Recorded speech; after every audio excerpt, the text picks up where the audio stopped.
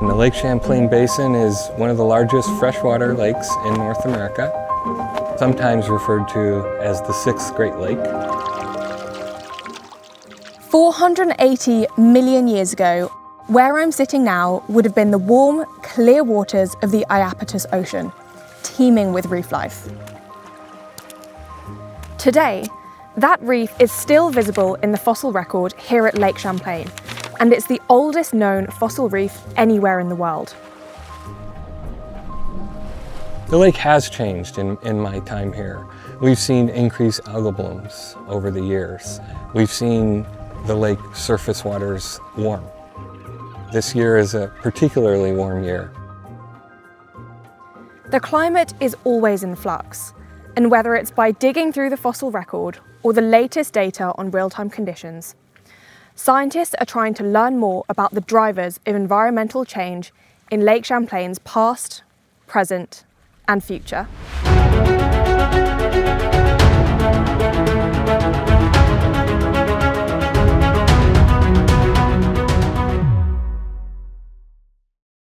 Hi, I'm Stephanie Andrews, climate scientist, ocean adventurer, and systems specialist at NexSens. Lake Champlain is a large freshwater lake located between the states of New York and Vermont and the Canadian province of Quebec.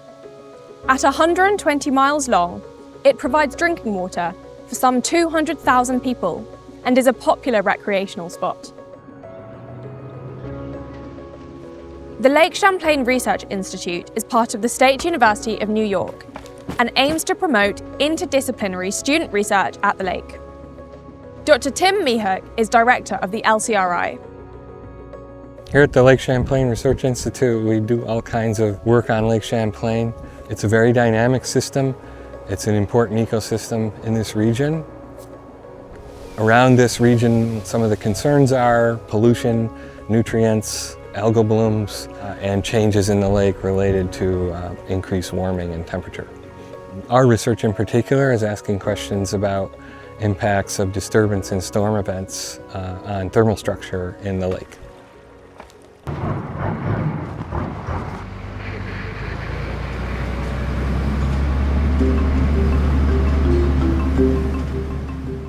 In 2015, the LCRI began their data buoy project using a NexSens CB450.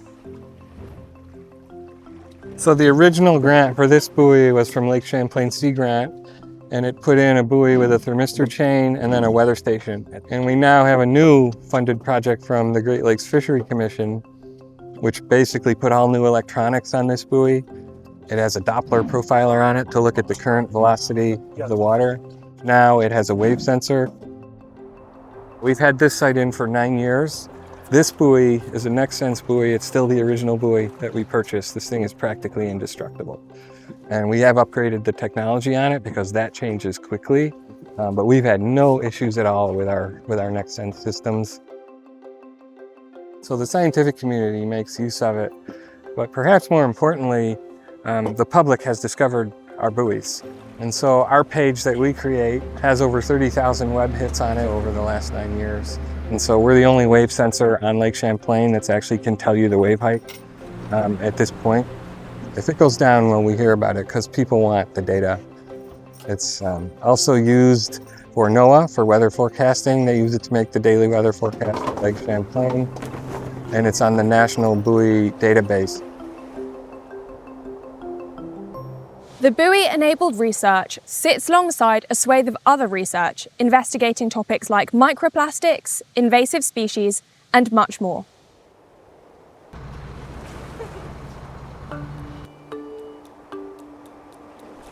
At the Lake Champlain Research Institute, we've done a lot of work on thermal structure in the lake, which is why our buoy systems are so important to us. Storm events come in and they really have a significant impact on the lake's vertical thermal profile. And we didn't realize that until we first put out NexSens buoys in this lake and started measuring that thermal profile. And we've now since realized that it's very dynamic. And one of our main questions is, how's that affecting the biota? And no one really knows. So we're addressing that question now with one of our current research projects. We always come out to this buoy because that's where we know that the lake is stratified and not stratified.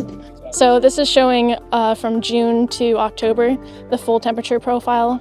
And we can see the blue is the cold water and then the red is the hot water. So we can see like in August how hot the surface temperature gets. So anytime you see like that green or yellow dip down, like this was a really good storm. So we probably would have come up and sampled that day.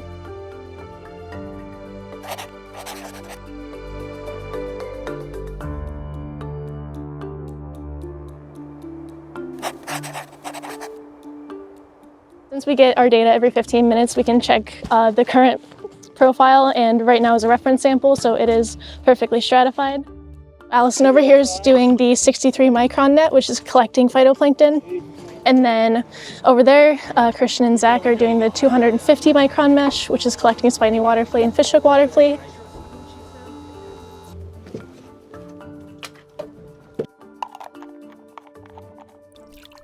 So far, we are seeing a change in the depths of plankton and where different species are. Generally, we're seeing them getting pushed down whenever storms are happening, almost like they're following that temperature that's going down. I hope for more storms in the best way.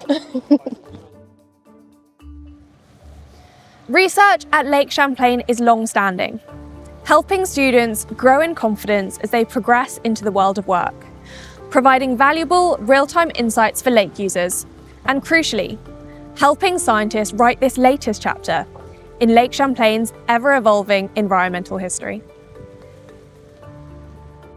Visit nexsens.com for more information. NexSens. Better data. It's never been easier.